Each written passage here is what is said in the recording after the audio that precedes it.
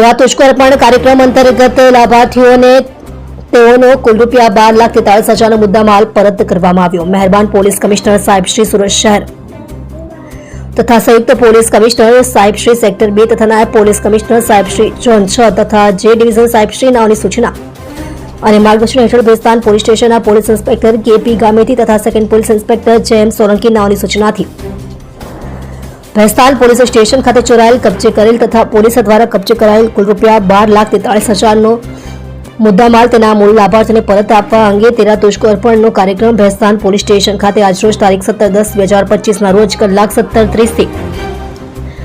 કલાક 19 દરમિયાન કરવામાં આવેલા કાર્યક્રમમાં ભેસ્તાન પોલીસ સ્ટેશનના પોલીસ અધિકારીશ્રીઓ કર્મચારીઓ તથા લાભાર્થીઓ હાજર રહ્યા હતા, જેમાં ગુમ થયેલ મુદ્દામાલ તથા ગુનાના કામે કબજે કરવામાં આવેલ મુદ્દામાલ તેના મૂળ લાભાર્થીઓને પરત કરવામાં આવ્યો હતો। સદર કાર્યક્રમમાં કબજે કરેલ વાહનો, મોબાઈલ ફોન, કાપડના ટાંકા વગેરે મુદ્દામાલ મળે કુલ કિંમત રૂપિયા 12,43,000 થાય છે।